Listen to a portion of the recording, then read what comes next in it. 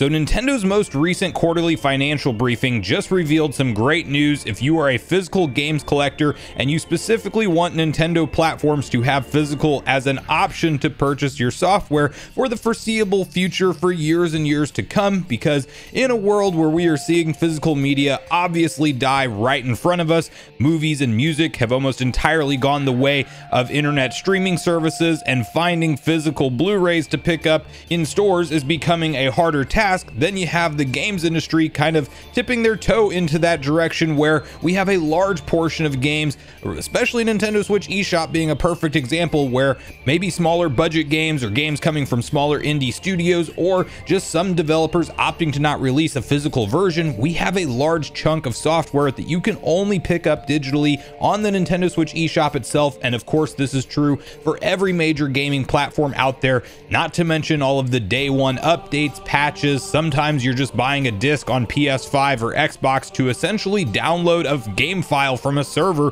which means if that is not an option in the future, that disc is as good as useless to you, because it's just looking for the file to pull from the server, and that's what you're actually getting. The disc more or less becomes a token at that point. And Nintendo, while they have no doubt pushed their digital storefront, and it's obviously a simpler solution for them, we have things like the game voucher program for Nintendo Switch Online members, which actually gives you a better price. If you were picking up 2 different new first-party games, you could potentially get up to a $30 savings if you picked up something like Tears of the Kingdom and a new first-party game, because you're only going to spend $100 total instead of $60 and $70 respectively. But following some of this new data, it does seem like Nintendo's fan base, out of everywhere else in the industry, might be the last ones to go down swinging, actually supporting physical games by a large margin, and still being the preferred way when that's an option, as we're going to uncover some of those numbers right now. So before we get on the same page with all of that, make sure you like, subscribe, and turn on your bell notification to join Sunbro Nation if you're new here. And I want to first highlight a quick headline that I saw recently over on VGC from Capcom at their most recent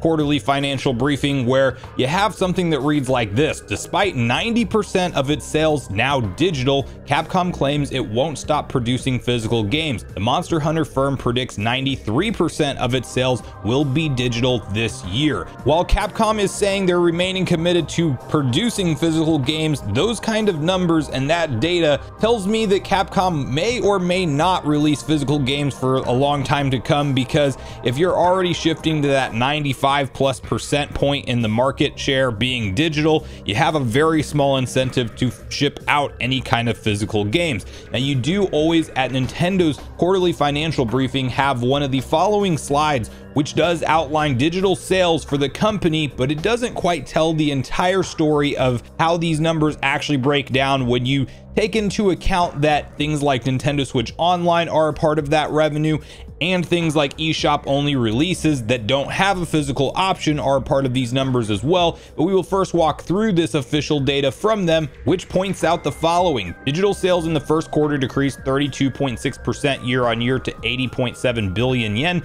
Digital sales accounted for 58.9% of total software sales for our dedicated video game platform. Digital sales declined year on year mainly because of a decrease in sales of the downloadable versions of packaged software for Nintendo Switch and add-on content. Overall software sales declined in accordance with the decrease in unit sales of packaged and downloadable versions of packaged software, but sales of download-only software and revenue related to Nintendo Switch Online remained stable, with the result that the proportion of digital sales increased year on year. So if you look at just this chart alone, it seems like the split is closer to a 60-40, or 59 and 41% to be exact, where physical game sales make up just 41% of Nintendo's revenue and 61% is accounted for by the digital storefront. However, again, we are factoring in things like downloadable content that you can only purchase from the eShop, Nintendo Switch Online revenue, which is a large portion of Nintendo's business nowadays, and certain first-party published titles from Nintendo like Kirby's Dream Buffet only having digital options, and you can't go pick up a physical version because there isn't one available. And with that in mind, that brings us over to this nicely put together chart from Daniel Ahmed over on X,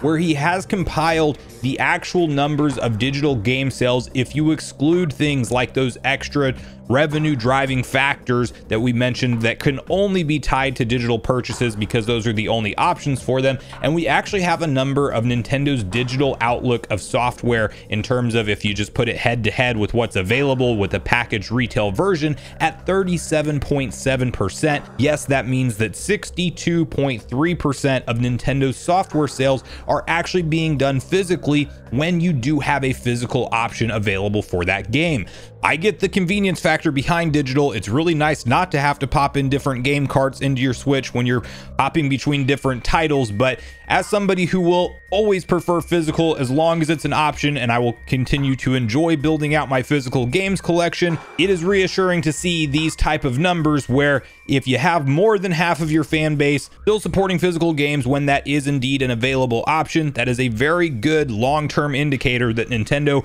is not right around the corner from pulling the plug on physical games. Obviously, we know to expect a physical game cartridge of some sort from the next generation Nintendo console. There's even been some leaks around it suggesting it's using things like 3D NAND storage and maybe a slightly different cartridge shape, kind of like a DS to 3DS type of things as the reports claim. So I would be willing to bet physical games is 100% a lock for the next gen console. But past that, you can certainly make a case that if Nintendo's next generation over the next 5 to 7 years plus starts to shift drastically to a digital only purchase option, you may see them potentially release the next console as a digital only. We're already seeing Sony and Microsoft kind of put their best foot forward on their consoles with digital only options. The Xbox Series X just technically got harder to get a physical version of because it has a price increase. Granted, you get more storage from it. And PlayStation 5, during their mid-gen refresh, created a optional disc drive that you can either purchase with the console or, of course,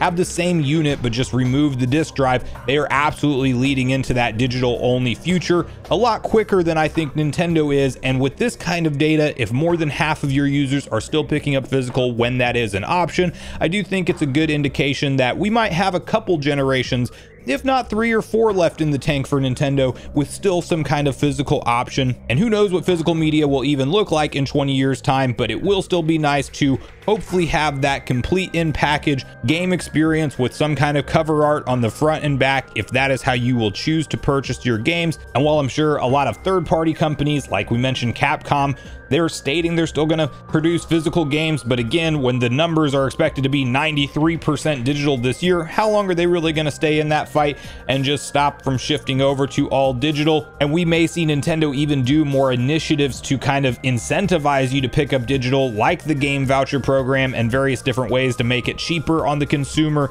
and more enticing to pick up digital. But when we have 62% of the player base still going out there and picking up Nintendo Switch games that have a physical release as just that, a physical option, that's a pretty good indication that us physical game collectors have a long road to go with Nintendo consoles from here. So that's really where I want to hear from you guys at this point in the video. What do you think of this news in a world where it seems like increasingly all digital gaming is a reality that we are headed towards? Do you think that numbers like this, 62.3% of games that have a physical version still being purchased physically, is indeed a good sign? And do you think it will remain kind of in that half and half split? Or do you think we might see a sharp adjustment in this upcoming next gen console generation for Nintendo, or maybe this next piece of hardware from them is the last one that supports physical media? Or do you think we have maybe 2, 3, or even 4 generations left in the tank from Nintendo with physicals still being an option for how you pick up and purchase your game library? So make sure you share all your thoughts and feelings in the comments down below before you leave, regardless if we agree or disagree. Also, make sure you like, subscribe, turn on your notification bell. And with that, I've been Sunbro, you've been Nation. Thanks so much for watching, and I'll see you guys in the next video.